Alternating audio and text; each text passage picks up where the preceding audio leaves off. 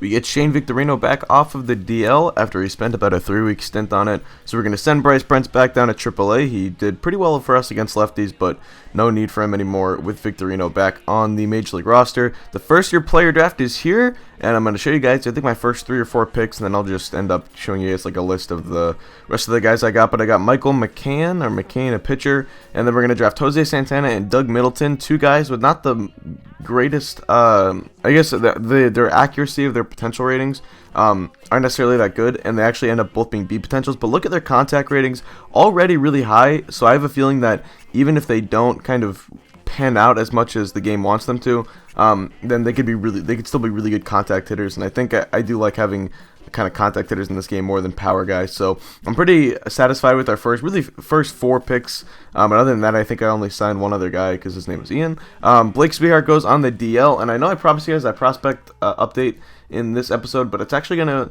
to be held off until the next episode just because it's going to go along with that episode a little bit more. We're already into late June, and so I'm only going to have one more episode before the trade deadline, and that episode is going to be very focused on where we need to upgrade moving forward for the rest of the season. And I'll talk about it in the GM's notes when I put those out for next episode. By the way, there is no GM's notes for this episode. It's not something I'm going to be doing every episode, but for the next one, I will do one about the trade deadline and just kind of my philosophy heading towards this trade deadline, which I won't touch on too much this episode because I kind of want to leave that for then. So, otherwise, we're going up against the Chicago Cubs, and it's always fun when the Cubs come to Fenway. 2 classic teams. This only happened once in recent memory, back in 2012, and I think the only other time the Red Sox actually played the Cubs was in 2005, I believe, or 2006 maybe. I was in those mid-2000s. That was in Chicago. Now, the last time these 2 teams faced up was May 21st, or it was May 22nd, I should say, but on the Saturday night game, May 21st, 2012, they actually had a special throwback day, and it was pretty cool. The Red Sox almost never wear throwbacks unless it's a special occasion, and I guess playing the Cubs was one, so we're doing it again here today. Both teams in their throwback uniforms, and Starlin Castro gets things going the right way for the Cubs with a solo home run in the top of the first inning. Rizzo here's blooping one to center. Sizemore coming in, and he makes the running catch. A nice play by Grady Sizemore to retire the side, and we're going to head to the bottom of the first. Take a look at the Red Sox lineup. I did a little bit of a lineup shakeup today. Put Pedroia in the 3 spot. Shane Victorino leading off with Daniel Nava hitting second. That Nava-Gomes platoon combines for a pretty high OBP. So that would be that's the idea that I had, putting them into the 2-hole, since you always want your guys to get on base at the top of the lineup. So I figured Victorino and Nava would be a good way to test this out. And also I like having Pedroia down in the 3-hole because it just gives our middle of the lineup a little bit more skill, so to say. I like the Pedroia Ortiz 3-4 than Ortiz Napoli.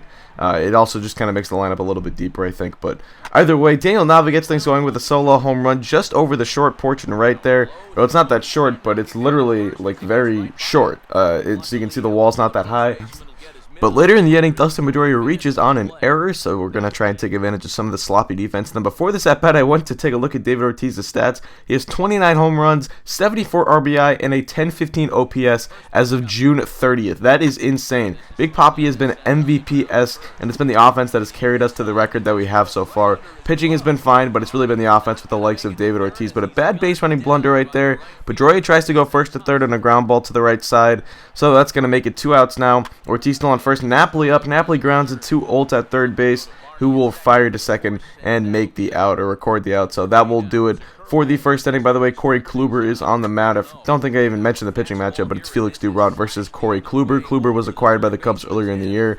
But here we go, top of the second inning. That is going to be a double for, I did not actually catch who that was, but Nava tried to play quickly out there and Wright could not do so. I think that might be Nate Scherholtz. Next batter is Emilio Bonifacio, who up at the top of the order again is going to ground this one up the middle for a base hit. Sizemore coming on. He will fire it home. The throw is in time, but the tag is not there, and it looks like Scherholtz got under the tag or something there. The throw appeared to be in time, but Przinski's swipe tag did not work. Next batter, Starlin Castro. Here it is, 1 home run today. This one is going to get down, but it'll be a ground rule double. So second and third now for the Cubs. Next batter is Anthony Rizzo, 3-2 count. Rizzo hits it to the shortstop. Bogarts fields it, fires to first in time, but a run does come home. So now runner on third with 2 outs.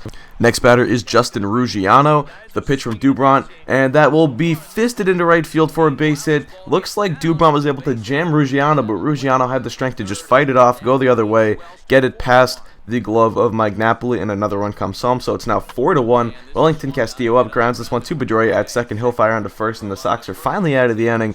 But the damage is done. 3 runs come home for the Cubs, and it's now 4-1. Bottom of the third here, Grady Sizemore up. Sizemore hits it high and deep to left field. That one is back, and that one is going to get off the wall. A high fastball from Corey Kluber there, and Sizemore is able to fight it off and go the other way. So a nice piece of hitting by Grady Sizemore. Next batter is Shane Victorino. He flies this one to right. Nate Scherholtz getting under it. He will make the easy grab. Sizemore, he is going to tag up from second to third. He will be safe. Helmet comes off. So Shane tries to at least gets the runner over. Probably won a little bit more than that in a 3-run game. Next batter is Daniel Nava. The first pitch to him, he pops it up to center field. And this one will be deep enough to get the run home. So a couple of sacrifice flies, although I guess technically going second to third is not a sacrifice fly in the scorebook, but you know what I mean. And it's something that I probably wanted a little bit more of in this inning. But we end up getting first and third, and Mike Napoli takes the first pitch, and just a bad at-bat right there. Tries to take the first pitch and pull it into or off the wall or whatever. Thought he could score a couple runs doing that. Definitely should have worked more of a count in that at-bat. And then here we go. Things start to unravel for Felix Dubron. Nate Scherholtz walks on a borderline pitch. Now the 2-0 to Bonifacio. That's a strike, but they call it a ball. Dubron is upset at this point. There's 2 outs in the inning. He's just trying to get out of it, and you can see he is really frustrated with the home plate umpire right now. Next pitch to Bonifacio. Another borderline call that he does not get, and now Dubron is upset. He's yapping at the umpire. He can't believe it. He's really screwed him out of a couple of strikes that really could have gotten him out of this inning. Next batter is Junior Lake. The first pitch to him, and Lake lines it into right field, and that goes off the glove of Victorino. Runs coming around, and he will be safe at the plate. The throw is late, and it's 5-2 Cubbies. They get that 3-run lead back. And before any more damage is done, I'm going to the bullpen. Chris Capuano into the game. Dubron was not sharp all game long, and things really just started to unravel that inning. Decided that would try to limit the damage.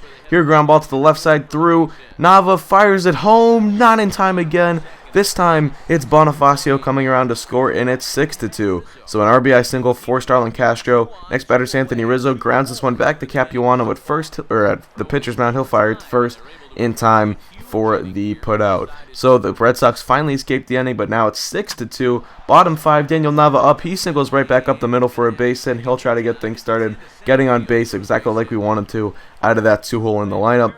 Now Dustin Pedroia up.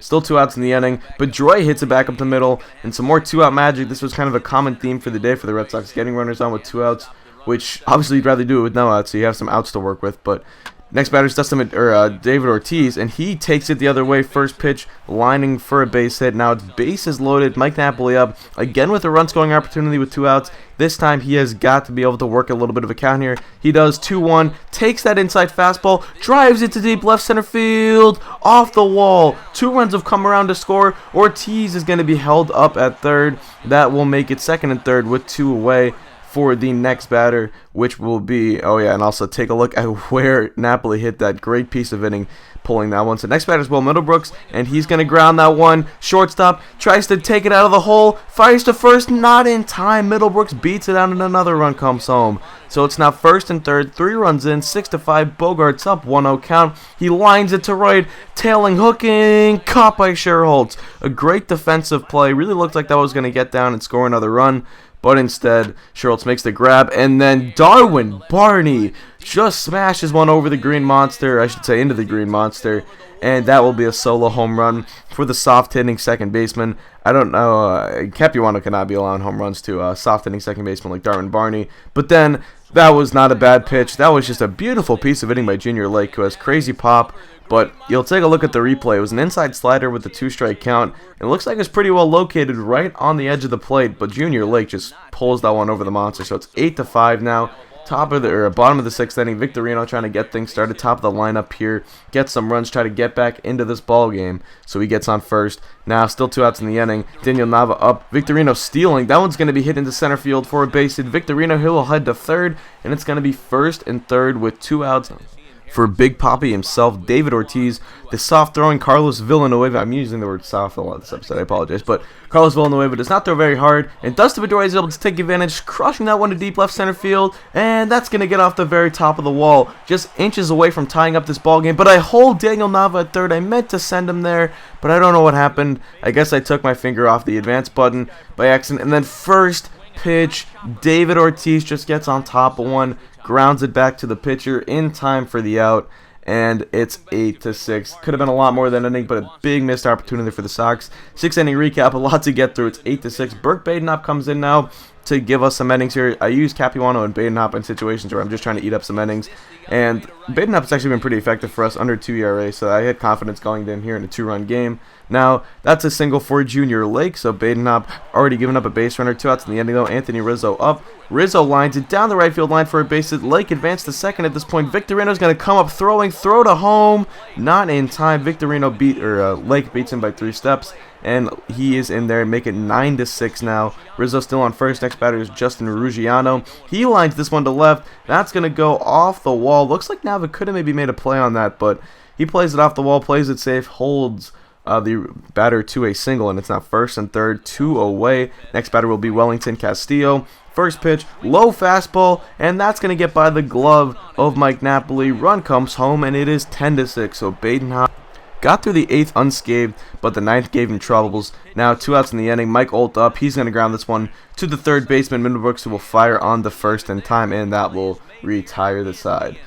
So we head to the 9th inning. Pedro Strop will be on the mound for the Cubs. He actually entered in the 8th, but he's back out for the 9th. A 4.50 ERA so far, a 1-on-1 record in 41 games. 2 away, Will Middlebrooks fists this one off to the second baseman Barney, who will fire it to first in time. That will retire the side and end the ball game. Cubs win 10-6, so that's going to do it. By the way, I forgot to mention in the beginning of the episode, but I do not plan on signing Steven Drew. For one, I don't even know if he's still a free agent. And 2, my young guys on the left side of the infield are playing pretty well. Bogarts has like a 770, 780 OPS, and Middlebrooks has been hitting like 300 with like a 8-something OPS. So both of them are playing pretty well, and I don't plan on pushing them back at all. So I'm gonna leave Steven Drew to someone else. That's gonna do it. Thank you guys for watching. Hope you did enjoy, and just out. Peace.